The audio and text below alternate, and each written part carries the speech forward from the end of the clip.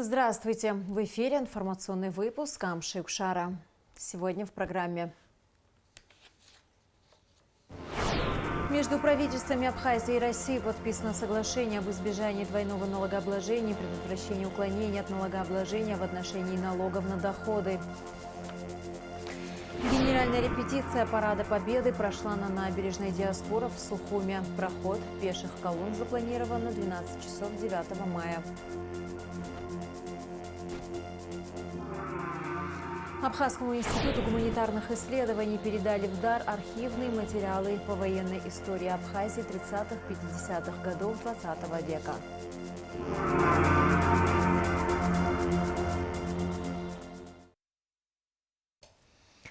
Инал Ардзенба освобожден от должности министра иностранных дел Абхазии. Соответствующий указ подписал президент Асламжания. Исполнение обязанностей главы МИД возложено на заместителя министра Ираклия Тужба. Между правительствами Абхазии и России подписано соглашение об избежании двойного налогообложения и предотвращении уклонения от налогообложения в отношении налогов на доходы. Подписи под документом поставили вице-премьер, министр финансов Абхазии Владимир Дылба и заместитель министра финансов Российской Федерации Алексей Сазанов. После церемонии подписания Алексея Сазанова принял президент Асламжания. Обо всем подробно в материале Гугуцы Вардания.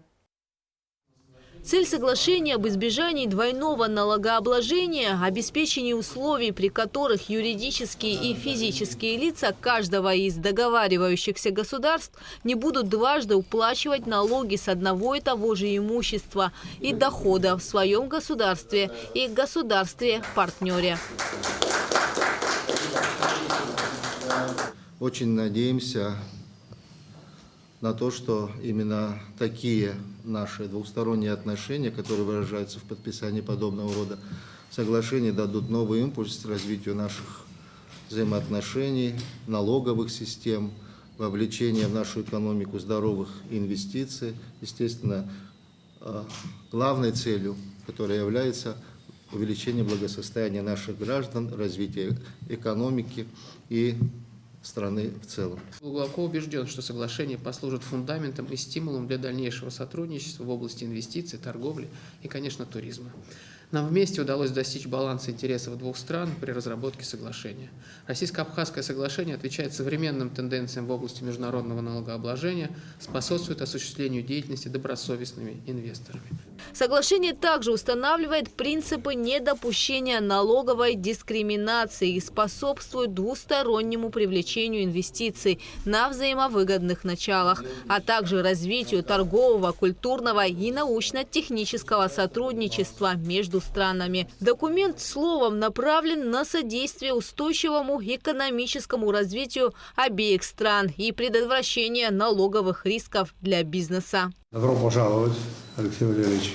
Мы давно ждали подписания этого очень важного документа, потому как этот документ открывает новые возможности для развития нашей экономики, для того, чтобы еще более динамично к нам проходили российские инвестиции. Мы в этих инвестициях нуждаемся, поэтому тот шаг, который сегодня был вами и министром нашим сделан, я оцениваю очень высоко, как нужно и необходимое делать. Спасибо вам за это. Очень приятно и приезжать в Абхазию, приезжать в Сухум. Всегда нас так радушно принимают. Мы уверены, что это соглашение поспособствует привлечению значительных российских инвестиций в экономику Абхазии. В первую очередь, конечно, в отрасль туризма. Я знаю, со стороны российских инвесторов такой интерес есть, они неоднократно нам его сигнализировали, поэтому я уверен, что это соглашение будет таким фундаментом, который послужит для мощного притока инвестиций в экономику Абхазии.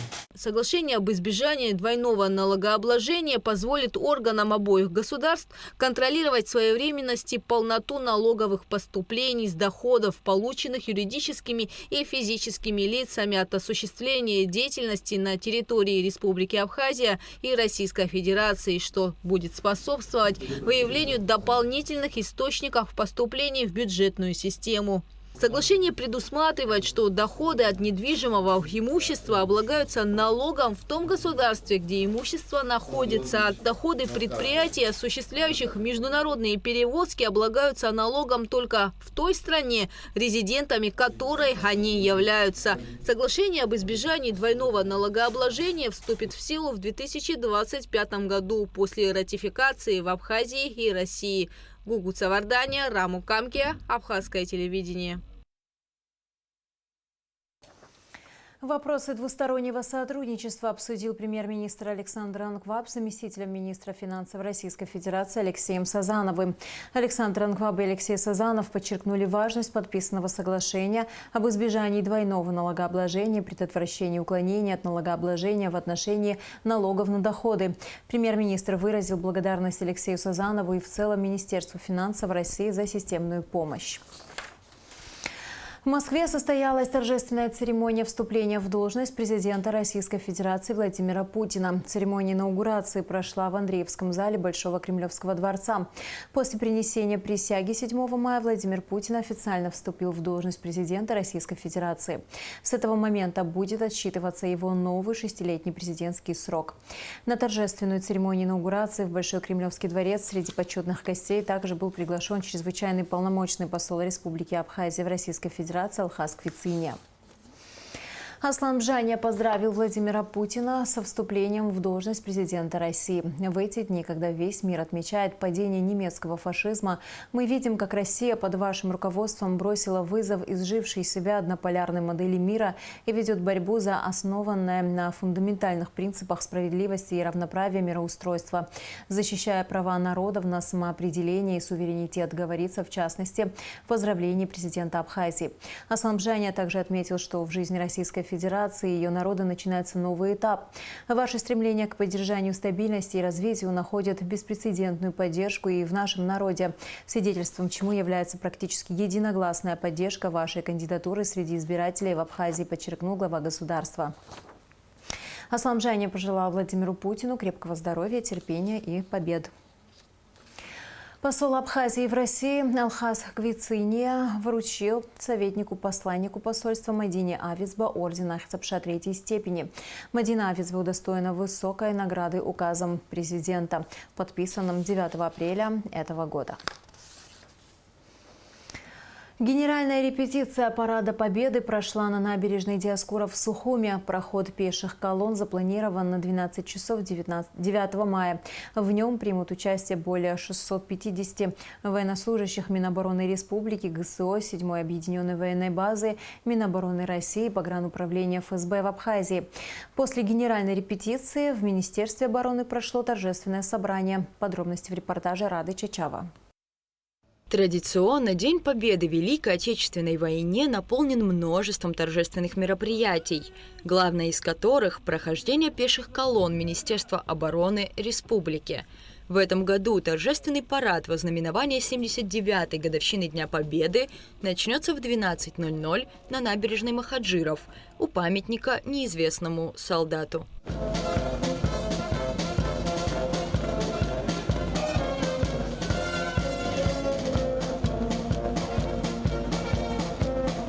Длительное время проводились репетиции парада. Пешие колонны тщательно готовились к торжественному прохождению маршем в центре столицы.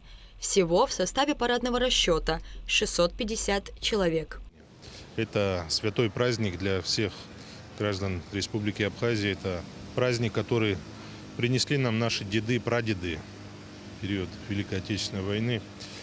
Наша святая обязанность чтить их память и передавать из поколения в поколение тот героический подвиг, который они совершили в 41-45 годах. И вот наш личный состав, личный состав вооруженных сил, воинских частей отдельных подразделений, насколько я вижу и понимаю, не подводит и своим мужественным отношением к этому празднику. Они сегодня тоже покажут высокий результат и пройдут по этой набережной.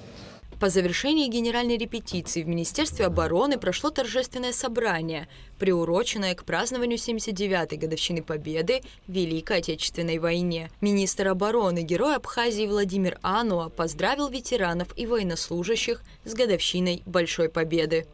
День Великой Победы навсегда вписан в героическую летопись нашей страны.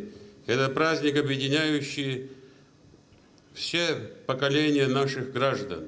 В годы суровых испытаний тысячи наших соотечественников вместе с многонациональным советским народом совершили великий подвиг.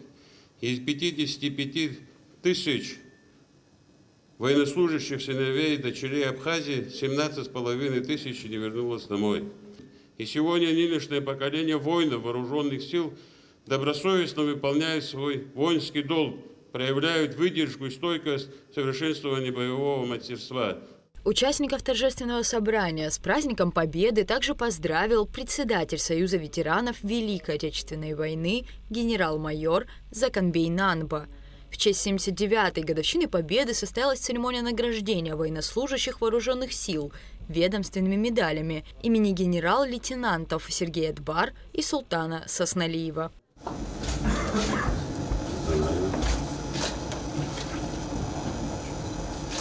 Служу Республике Абхазия. Были вручены благодарственные письма за значительный вклад в увековечивание памяти погибших воинов Красной Армии. Администрация Крыма поблагодарила руководство и коллектив Сухумского высшего общевойскового командного училища. И за значительный вклад в увековечение памяти погибших воинов Красной Армии, участников Великой Отечественной войны, уроженцев города Керчи, Республики Крым, Российской Федерации, благодарственным письмом награждается Нинуа Игорь Васильевич, начальник Сухумского высшего общевойскового командного училища, и весь коллектив Сухумского округа. Поздравляю. Спасибо огромное за фото на память. По завершении торжественного собрания прошел праздничный концерт. Рада Чачава, Алексей Агухава, Абхазское телевидение. Акция «Волонтеры Победы Абхазии», приурочена к 79-й годовщине Победы в Великой Отечественной войне, прошла в Сухуме. Мероприятие было организовано культурным фондом «Платформа» при поддержке общественной организации Центра правозащиты российских граждан и Дома Москвы в Сухуме. В акции приняли участие студенты АГУ, учащиеся школ, представители молодежных организаций, российские соотечественники. Участники мероприятия возложили цветы к памятнику неизвестному солдату. Затем в Доме Москвы состоялась лекция и показ документального фильма журналиста Дмитрия Статейнова «Поиск» о работе абхазских курсантов по поиску родных узников концлагерей гитлеровской Германии. Акция «Волонтеры Победы Абхазии» призвана возродить и сохранить историческую память о подвиге советского народа во время Великой Отечественной войны. Мероприятие направлено на привлечение внимания молодежи к истории своей страны и к ценностям мира, частью которого стала Абхазия благодаря подвигам своих героев. Эту акцию мы проводим уже второй год совместно с культурным фондом «Платформа». Первый год мы проводили с Дмитрием Статейным, это журналист довольно-таки известный. В этом году мы проводим уже с его женой, его дочкой. Дело его живет, и мы решили это провести. Цель акции – это чтобы не забыли именно молодежь, не забыла о том, что сделали для них их предки, и действительно помнить и чтить эту память. Почему это важно? Потому что если они не будут помнить, если они не будут передавать именно память о том, что выиграли в такой великой войне и одержали такую большую победу, все-таки об этом нужно говорить, и это действительно нужно делать подобные акции, действительно приглашать, рассказывать детям, чтобы они могли передать именно то, что какой ценой было завоевано сегодняшнее мирное небо. Вопросы, связанные с ремонтными работами в ЦВЗ и Национальной картинной галерее, обсудил премьер-министр Александр Анкваб с представителями Союза художников Абхазии во главе с председателем Виталием Джейни. Скоро будут завершены работы по ремонту кровли здания Национальной картинной галереи по улице Пушкина, сказал Александр Анкваб, после чего там можно будет проводить краткосрочные выставки. Работы в Центральном выставочном зале могут продлиться дольше, учитывая состояние здания после пожара, а также важность сохранения его архитектурного облика. На встрече речь шла и о пополнении фонда картинной галереи. По итогам деятельности Министерства по налогам и сборам за апрель текущего года поступления налоговых платежей в бюджет составили 496 миллионов рублей при плане 405,9 миллионов. Выполнение 122%, сообщает пресс-служба ведомства. За 4 месяца выполнение плана составило 123%. Налоговых платежей в бюджет республики поступило на 281,5 миллионов рублей больше запланированного. План перевыполнен по всем районам республики, кроме Учимчирского, где выполнение составило 99%. Абхазскому институту гуманитарных исследований передали в дар архивные материалы по военной истории Абхазии 30-50-х годов 20 века. Оригиналы 46 документов были выкуплены на интернет-аукционах российскими военными историками Григорием Лариным и Вячеславом Филипповым. В документах в том числе собрана информация о 27 жителях Абхазии, участвовавших в Великой Отечественной войне. Оригиналы будут храниться в институте, копии в Госархиве, в Министерстве обороны, в Абхазском госмузее и Музее боевой славы. Ларин и Филиппов ведут активную работу по поиску, выкупу и передаче в Абхазию документов, связанных с уроженцами нашей республики, участниками Великой Отечественной войны и военнослужащими советской армии в послевоенный период. Они уже передавали ряд таких документов в Музей боевой славы. По поручению и от имени наших друзей Абхазии, друзей Абхазского института, Геннадия Ларина, Вячеслава Филиппова. Это они оба, скажем так, кандидаты исторических наук, которые занимаются активно научной работой и являются авторами ряда книг по военной истории, в том числе. Спасибо им, что они нашли эти документы по истории Абхазии, военной истории Абхазии, которые касаются военных летчиков, которые касаются моряков. И третья категория, которая касается, например, гражданских лиц, но непосредственно занимавшихся военной историей. Опять-таки вспомнить тех же братьев Хадарьевцев, да? Петр Алексеевич Хадарья, который был, мы знаем, репрессирован в годы Бериевских репрессий. Вот по нему как раз-таки есть учетно-послужная карточка, есть материалы, есть автобиографии. Мы опубликуем, я думаю, да, Ардан Эмирович, на страничке в Фейсбуке. В Абхазии как раз-таки большая проблема с историческими документами в связи с тем, что варварски были сожжены, это культурный геноцид в период Отечественной войны народа Абхазии. Грузинскими оккупантами были сожжены здания Государственного архива Республики Абхазии и здание ведущего научно-исследовательского института абхазоведения АБНИ. И в связи с этим, конечно, большая у нас проблема с документами. И как это на аукционах появилось, я даже не знаю, но вполне возможно, что перед тем, как сжечь, какие-то документы взяли. Здесь, например, есть справка, дана настоящая начальнику Очимчирского порта в том, что он работал в порту. То есть это как бы к войне отношения не имеет, но этот документ образовывался в Абхазии, правильно? Значит, он был здесь. Таким образом, он так попал, скорее всего, они кое-что оттуда смогли вынести. И никак мы этого назад уже, скорее всего, не вернем, потому что это, скорее всего, даже вынесли не госструктуры, допустим, а частные люди, которые... Гвардейцы, те же самые гвардейцы выносили. И, конечно, огромная благодарность этим людям, которые смогли на энтузиазме за свои средства выкупить, передать Абхазии. В Пицунде выявлена и демонтирована майнинг-ферма, изъято 13 аппаратов, далее оперативная съемка МВД. Сотрудниками Пицунского отдела милиции УВД по Гагарскому району совместно с районным отделом службы госбезопасности Абхазии, представителями РУП Черноморэнерго Гагарского района в результате проведения профилактических мероприятий по выявлению фактов незаконных подключений к электросети и осуществления добычи криптовалют в поселке Птицефабрика города Гудаута на территории животноводческой фермы обнаружены майнинг-устройства, принадлежащие Начкебе Тимуру Ибрагимовичу. Мощность незаконно потребляемой электроэнергии составила 40 киловатт. Оборудование в количестве 13 аппаратов по добыче криптовалют демонтировано и изъято. Культурно-благотворительный фонд «Ашан» объявляет сбор средств для 17-летнего Андрея Аргун с диагнозом ДЦП – спастический тетрапарез. Для прохождения полугодового курса реабилитации необходимо собрать 403 тысячи рублей. Репортаж Лауры Капш.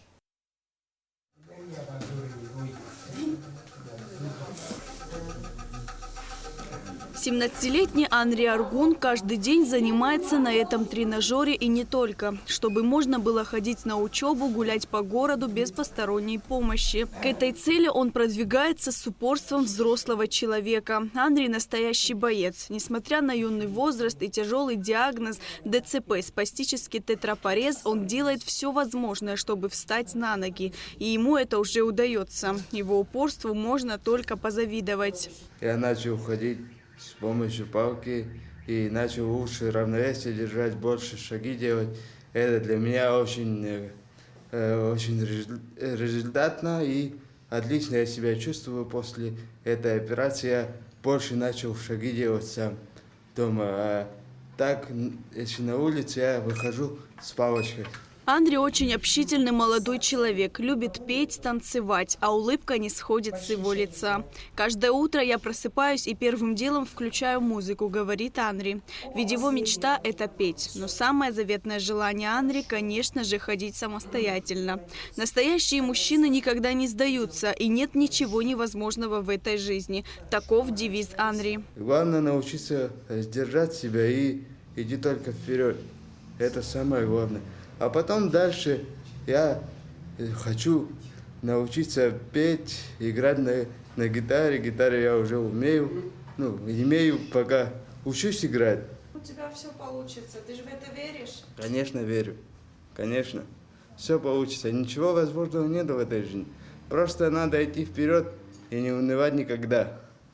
Особенно, когда в жизни бывает такое сложное, трудное, но все равно надо идти вперед.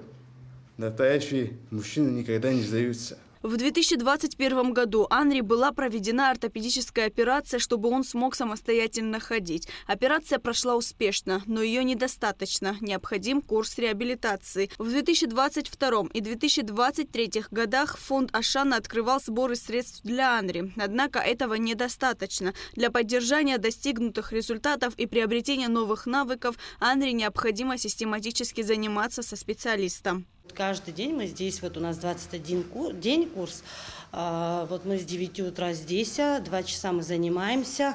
Мы закончили 9 классов уже, год как. Пока мы дома, он хочет, его мечта петь, но пока у нас это не осуществилось, но надеемся на дальнейшее, может что-то у нас получится. Вот. И еще хотела бы сказать, что очень жаль, что в фонде Ашана это до 18 лет. Хотелось бы, конечно, но у них это ограничено до 18 лет.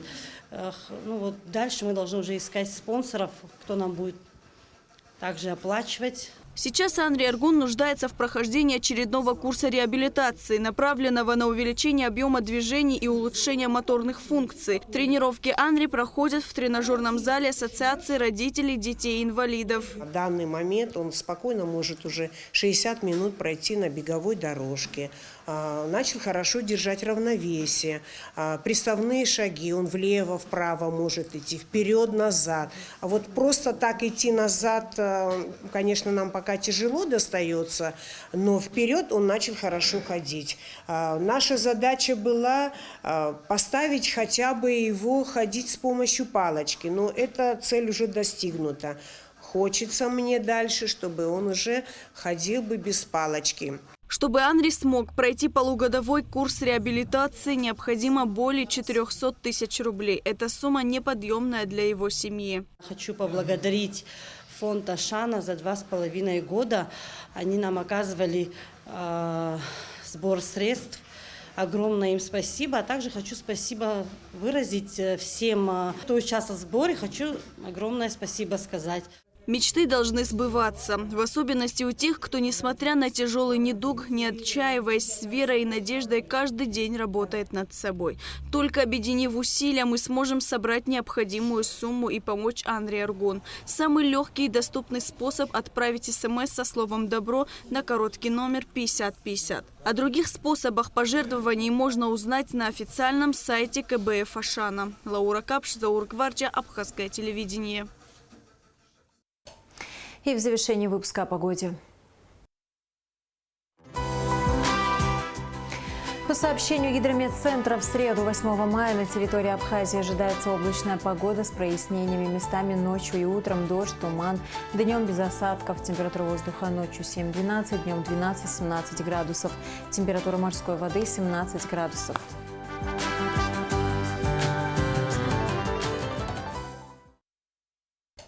На этом наш выпуск завершен. До скорых встреч в эфире.